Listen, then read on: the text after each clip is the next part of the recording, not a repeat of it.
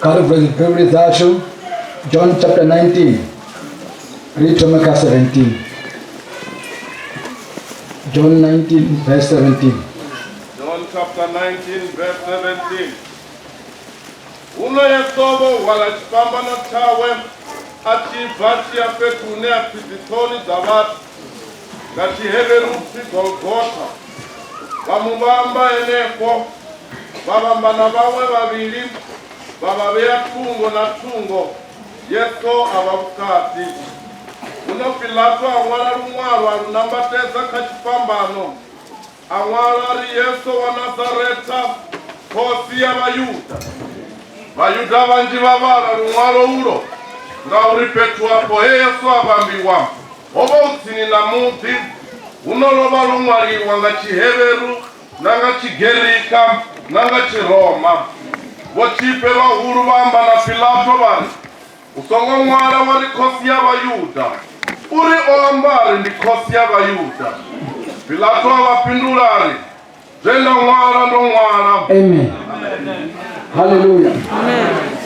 Tukabona kwa mushinuko kunyelera bizanga machironi hizi kodo zipezitano za sumupe kubona mushimochiko kunyelera murwa mutu wa church pambano uchiko vurwa ndira mimya yote y'abatushanguni uchiko nekezwa paseka yaliwa ruti rila zino mimwa ashato jwangu ya mtu ya mkete nguyo tabuwa nga mzimu nini nti kunazubona machironi hapa bachikumutambuza bababa ngamana bachikumuwa bachikufisa butungu bachimubanga bachimubamba bachimusengisa milandu usiku. Amen. Zino ndomuze nichiwa chao vori mushimono wetu wa usiku uti vori poto wa kesi usiku no yango dipaya bayavulaya ayengo chiachikati. Amen. Vori maroho awe shangola walikatoda maroho mkolo shangola walali ndele uru hute mushimo hoyoshi mera kubona ribo chizango utenda roda mwana mianga wanga tenda maroho haya ndia kuza kuchira kuchira kudishangu kuchira kuchira kudi karibu alifutia 17 verse 17. Uno yesovo wala chipambano chawe achibva chiyapetune apizitoni dzavatu ngachiheverupi Golgotha. Vamuvamba enepo vavambana vamwe vaviri vavaveya tungo na tungo Yesu ava vukati. Amen. Hapo chiwambo asogwambi wapasi maria zipesesa vatu vakotambura gosadiva. Amen. Mudzivo rine freedom yochuza. Amen. Vatu vana muna wamarawo voto munanga vona na musadzi wovamara voto munanga vona ara voto nangiswa zvamoti zvimwe izvo zvaushaya haunotipindurei auna munhu otendera kutonangura musadzi auna musadzi otendera kutonanga munhu utonanga wemume nakakuchira kusaperina here utonanga zvamerodhisapa utokampeina kamuna wachifamba munaova uripa uchiro nga matungu anofichesa obohwala chipambano chawo ngecho chikati bona mugaloza pe vari hai harina kupfa chitungayo huyu hoyu chawo ndikuambiwa chiuza nawo chinyani vari hai ari kwenengofariri mubambe hoyu kavambiwe arisina mutori kwamba mafungo awe aunichenemboimwe tanzi nderine roto rikavambiwe chikwavo chapere pilatotamba sva torino hatina zvinakaita ndiva hawe ava vatu nendimuroma uri mujuda ari kutamba zvanga ari muvamberi so ubvapo wala chipambano chavo wonyanga lovanisidziva lavuti lovanisidziva lavuti kavapostola lovanisidziva lavuti kaine mumwe hotovori mudzimu warufunga ruma murumwa mpomana ure udzime vuhari vo azviiti achinga ufatiririva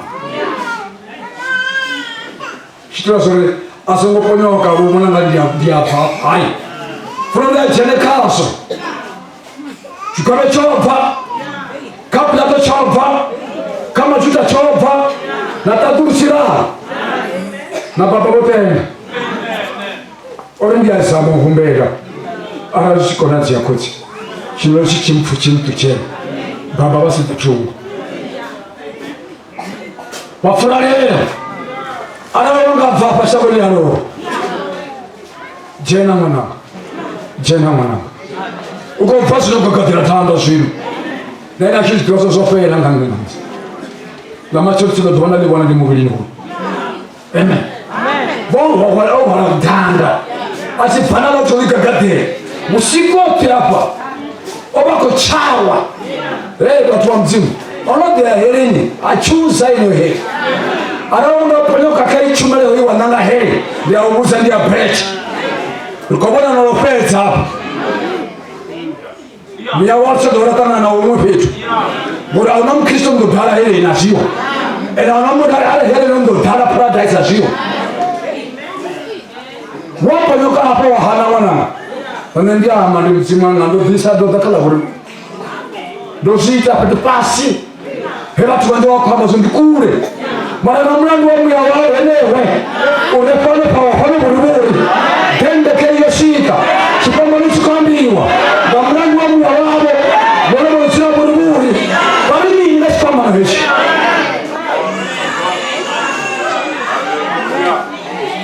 haya kama ndio ndio kwa sana sikuna shota msarisha nacho araruranga phalela nanepa ka umshimo la phalela sofesa sana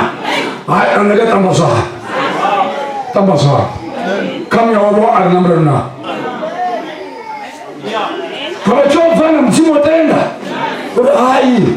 kafero baba achifana baba wao fokala ngeo mzimo tenda zo hoje so kafe na chipamba gamrangu wa mya wao arali na mtenda uonyorosa zote za mchilo hao basi pesa tuzoni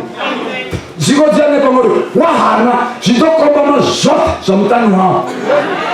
na mtaka wangapi na uboro zilaponi yeli nilichipe za unanini kwamba wakitenda chupa maisha hii wakitenda chupa maisha matu wakitenda chupa maisha he au sina mshaka nalo wewe wapo nyoka na msiba kama wale manganga zofela ndio wamchimbi wala shamba nusi neno bosibona kila besanga hapa sababu na mtio wa apostoli wao wote bosha wa botumba zinaza kunyanya manzuke du kisendele simana mwananga chesi wala tanda mkanga usiku wote obako chayo abo riwa ambazo kale ovulwa riwa ambazo na nguo ya uhosi ya muhoya badwa anamtofa ufuro baba fulana chesu chika hapa jeriba sasa kutona mnangu wa kato kakamjiwa afa fudo kakamjiwa unanadiko kakamjia jwi rikakamjiwa jwi nero zao nera tika bana bo tika jwi wasadi bo tika jwi aba furu fanix bizo halo wasifuna munasa dishu kama mo bananga shuru na msaka sedishi kama mo wasadi wa shuru ngomba ya ngomani baru shirishika ndi ngoma ya kitu wafasuzona msatu unachola mtani kazi kuna nzao ni clever na munu unachola kama mwana nani clever machiche puku cha jipuku wako na gari shiruto wakitu ndamara tushishela msazi wakitu ndamara tushishela muna na kapu sana nusu hata franshi nimbete niko kapu sana marwazi ena anatunda noto mara mnaswa marokoi wafari fuwa baba unaweka kamuche kama ufuwa ufuwa banda baba abaka kamuche kama ufuwa wasazi baba abaka kamuche mawazeni munaone koyu glory to God wala sikomano shibeta hallelujah mara mbulo chete mara kwa pesa usiku chimla chiwa chifuwa chiwa chimla chiwa wangakitana mafumu wakapanda shitakapanda wana choshi pepeleka wala chipamba chumtu wankunu wala chibaba pemandana kondere wala chipamba wala baba kama sikona zo no angasa kono ya kurumuna goro ba makuba teba jia watu watazi poita wala munna wa mrema na fisimoni wa kren abu fama simoni ba mchia wala chipamba wala lo mchena matachi pamani chiko visho kama chena na ndiko chele ya kacho amsijamba ngacho omosho si wala atambra nacho mosika sicho posa tataba wakonoshika kosi 18 verse 18 Bamubamba elepo. Amen. Amen. Wasika kataba simona chiposa ojulu kama nambre asiposa wafika bahawosi awatendo china munga bone bale kaba tabengu ya hawa basumete vengo wena mkumana wa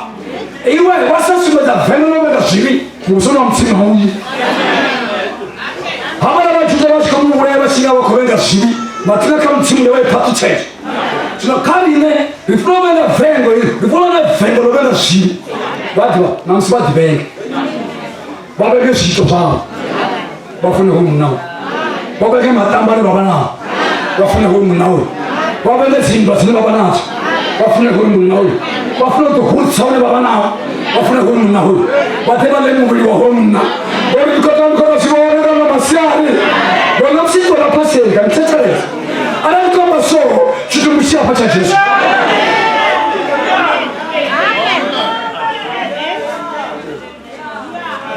tumshauchia chora na panda shwa kama msazemeta kuangi akazifana na nebo baba unaona kuangi ana nebo baba kama kanenga watu sila wamuya wasila wala mubi wa Yesu ramuya wala mama pa Yesu ramuya ya uzamata kuso na sina wa anda kama zinaenda vipiwa hao wote sawa na riamba ratika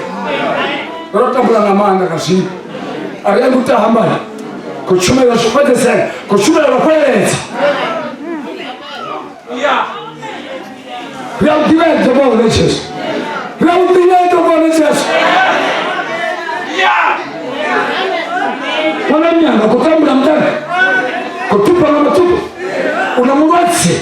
unataizo mnogai bana bakari bakotani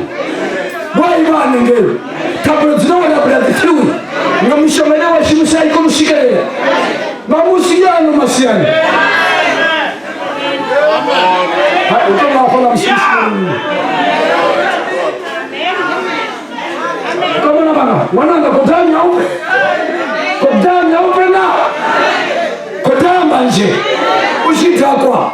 ukitima na bana na basazi wa bana na mshaima munna kwa mle kahomya madini muunze ya upechea au kuna uchi atusheti garu mtima chubisako utiwashikati iwo 3 minutes shikani ndulala wahona au 3 minutes nazoma tokolo dazanya uti mtimuti wala walo ihora yao hata chelezi kwa nini mnasema ofuri wa position wale wanasipamba hasina maana wapa kupunya usiku ni maji wala shambana tatarika nacho chini kasta kwa kuchuma ziko kokota prosega chema au kwenda nacho siku asekona hizo sote mkoma na wana dinga mlango wa chini habo kama ndio ndeni munari na manda ofwa manda ngeta duru na fana pasi nanga tasia shao ofwa manda visa shimbiru ndio kuta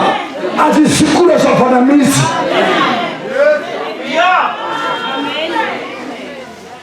Jono munna Nabona elishibona bakala ha ilfama tumul mahu rofu na rosina ka risala marambo mara Yesu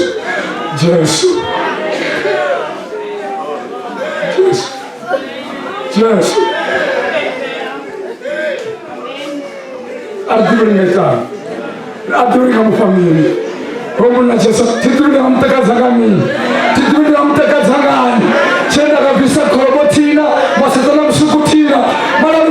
mfuna nalo hii holu blood sapano olu disapano kabone mutambui chisiwana chisina baby chikolana mshamona mfuna Jesu tolu